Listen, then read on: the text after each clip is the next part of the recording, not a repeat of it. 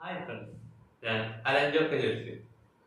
കൂട്ടുകാർക്ക് അലഞ്ചൊക്കെ തമ്മിലുള്ള പ്രതിപക്ഷ കക്ഷികളുടെ ആവിർഭാവത്തെ കുറിച്ചാണ് പഠിക്കുന്നത്.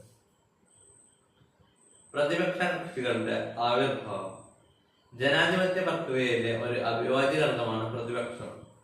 തെരഞ്ഞെടുപ്പിൽ പരാജയപ്പെടുന്ന കക്ഷികൾ പ്രതിപക്ഷമായി പ്രവർത്തിക്കുന്നു. ഗവൺമെന്റിന്റെ തെറ്റായ നയങ്ങളെ തുറന്നുകാട്ടി ജനാധിപത്യ വ്യവസ്ഥയ്ക്ക് അടിത്തറയേകുന്നത് പ്രതിപക്ഷമാണ്. പ്രതിപക്ഷം ഭരണപക്ഷത്തിന്റെ തെറ്റായ നയങ്ങളെ വിമർശിക്കുന്നതിൽ ജാഗ്രത കാട്ടുന്നു. ആദ്യ കാലഘട്ടത്തിൽ രൂപം കൊണ്ട പ്രധാന പ്രതിപക്ഷ കക്ഷികൾ: ഒന്നാമത്തത് സോഷ്യലിസ്റ്റ് പാർട്ടി. 1934 ആചാര്യ നരേന്ദ്രദേവിന്റെ നേതൃത്വത്തിൽ സോഷ്യലിസ്റ്റ് പാർട്ടി രൂപം കൊണ്ടു. അവർ ജനാധിപത്യ സോഷ്യലിസം എന്ന പ്രത്യേക ശാസ്ത്രത്തിൽ വിശ്വസിച്ചു. മുതലാളിമാരെയും ഭൂപ്രഭുക്കന്മാരെയും അനുകൂലിക്കുകയും തൊഴിലാളികളെയും കർഷകരെയും അവഗണിക്കുകയും ചെയ്ത കോൺഗ്രസിനെ സോഷ്യലിസ്റ്റുകാർ വിമർശിച്ചു. 1955 കോൺഗ്രസിന്റെ പ്രഖ്യാപിത ലക്ഷ്യമായ സോഷ്യലിസത്തെ സ്വീകരിച്ചപ്പോൾ സോഷ്യലിസ്റ്റ് പാർട്ടി പ്രതിസന്ധി നേരിട്ടു. പിന്നീട് സോഷ്യലിസ്റ്റ് പാർട്ടി അനേകം പിളർപ്പുകൾക്കും പുനരൈക്യത്തിനും വിധേയമായിട്ടുണ്ട്. നേതാക്കന്മാർ: ജയപ്രകാശ് നാരായൺ, അശോക മേത്ത, എസ്.എൻ. ജോഷി, രാം മനോഹർ ലോഹ്യ. രണ്ടാമതായിട്ടുള്ള പാർട്ടിയാണ് കമ്മ്യൂണിസ്റ്റ് പാർട്ടി ഓഫ് ഇന്ത്യ. റഷ്യയിലെ ബോൾഷെവിക് വിപ്ലവത്തിൽ നിന്നും പ്രചോദനം ഉൾക്കൊണ്ടാണ് കമ്മ്യൂണിസ്റ്റ് ഗ്രൂപ്പുകൾ 1920 തുടക്കത്തിൽ ഇന്ത്യയിൽ പ്രവർത്തനം ആരംഭിച്ചത്. 1935 മുതൽ കോൺഗ്രസിനകത്ത് നിന്നുകൊണ്ടാണ് കമ്മ്യൂണിസ്റ്റുകാർ പ്രവർത്തിച്ചത്. രണ്ടാം ലോക മഹായുദ്ധത്തിന്റെ ഭാഗമായി 1941 നാസി ജർമ്മനിക്കെതിരെയുള്ള യുദ്ധത്തിൽ കമ്മ്യൂണിസ്റ്റ് പാർട്ടി ഓഫ് ഇന്ത്യ ബ്രിട്ടനെ പിന്തുണ പ്രഖ്യാപിച്ചപ്പോൾ കോൺഗ്രസും കമ്മ്യൂണിസ്റ്റുകളും വേർപിരിയേണ്ടി വന്നു. 1947 അധികാര കൈമാറ്റം യഥാർത്ഥ സ്വാതന്ത്ര്യമല്ലെന്ന് പാർട്ടി വിലയിരുത്തുകയും തെലങ്കാനയിൽ നടന്ന സായുധ സമരത്തെ പ്രോത്സാഹിപ്പിക്കുകയും ചെയ്തു. ഇത് പാർട്ടിയുടെ പ്രതിച്ഛായയെ ബാധിച്ചു. ജനകീയ പിന്തുണ നഷ്ടമാകുന്നതിനാൽ പാർട്ടി ആയുധപേക്ഷിക്കുകയും ജനാധിപത്യത്തിന്റെ പാതയിലേക്ക് തിരിച്ചു വരികയും ചെയ്തു. ആദ്യത്തെ പൊതു തെരഞ്ഞെടുപ്പിൽ പങ്കെടുത്ത പാർട്ടിക്ക് 16 സീറ്റിൽ വിജയിക്കുവാനും വലിയ പ്രതിപക്ഷ കക്ഷിയായി മാറുവാനും സാധിച്ചു.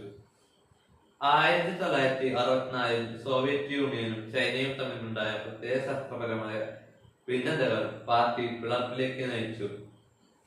സോവിയറ്റ് യൂണിയനോട് ആഭിമുഖ്യം പുലർത്തിയിരുന്ന വിഭാഗം CPI നിലകൊണ്ടു. ചൈനയോട് ആഭിമുഖ്യം പുലർത്തിയിരുന്ന CPIM എന്ന പുതിയ പാർട്ടി രൂപീകരിച്ചു. നേതാക്കന്മാർ: AK Gopalan, SA ഡാൻഗെ, EMS Namboodiripad, PC Joshi, അജയ്ഗഡ്. മൂന്നാമത്തെയുള്ള പാർട്ടിയാണ് ഭാരതീയ ജനസംഘ്. ഭാരതീയ ജനസംഘ് സ്ഥാപിതമായത് 1951. ഡോക്ടർ ശ്യാമപ്രസാദ് മുഖർജിയാണ് സ്ഥാപക പ്രസിഡന്റ്. രാഷ്ട്രീയ സ്വയം സേവക് സംഘത്തിന്റെ ഹിന്ദു മഹാസഭയുടെയും പൈതൃകമുള്ള രാഷ്ട്രീയ പാർട്ടിയായിരുന്നു ഭാരതീയ ജനസംഘ്. ഭാരതീയ സംസ്കാരത്തിനും ഭാരതീയ ദേശീയതയ്ക്കും ഊന്നൽ നൽകി. ഏകരാജ്യം, ഏക സംസ്കാരം, ഏകരാഷ്ട്രം എന്ന ആശയത്തെ ഉയർത്തിപ്പിടിച്ചു.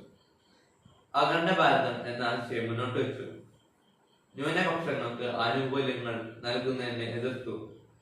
ആണവായുധങ്ങൾ വികസിപ്പിക്കുന്നതിനെ പാർട്ടി അനുകൂലിച്ചു. നേതാക്കന്മാർ: ശ്യാമപ്രസാദ് മുഖർജി, ദീനദയാൽ ഉപാധ്യായ, ബൽരാജ് മാധവ്. സ്വതന്ത്ര പാർട്ടി: 1959 സ്വതന്ത്ര പാർട്ടി രൂപീകൃതമായത്. സമ്പദ് വ്യവസ്ഥയുടെ മേലുള്ള ഗവൺമെന്റ് നിയന്ത്രണം കുറയ്ക്കണമെന്ന് പാർട്ടി ആവശ്യപ്പെട്ടു. പൊതുമേഖലയ്ക്ക് എതിരായിരുന്നു, എന്നാൽ സ്വകാര്യ മേഖലയെ പ്രോത്സാഹിപ്പിക്കുകയും ചെയ്തു. വ്യക്തി സ്വാതന്ത്ര്യത്തിന് അങ്ങേയറ്റം പ്രാധാന്യം നൽകി.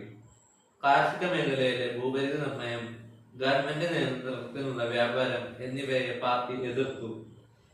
ചേരിചേരാ നയത്തെയും സോവിയറ്റ് യൂണിയനുമായുള്ള ഇന്ത്യയുടെ സൗഹൃദ ബന്ധങ്ങളെയും പാർട്ടി എതിർക്കുകയുണ്ടായി. അമേരിക്കയുമായുള്ള സൗഹൃദത്തെ പ്രോത്സാഹിപ്പിച്ചു. ബഹുജനങ്ങൾക്കിടയിൽ സ്വാധീനമില്ലാത്തതിനാൽ പാർട്ടി ക്രമേണ രാഷ്ട്രീയത്തിൽ നിന്ന് അപ്രത്യക്ഷമായി. നേതാക്കന്മാർ: C Rajagopalachari, K M Munshi, N G Ranga, Minoo Masani. Thanks.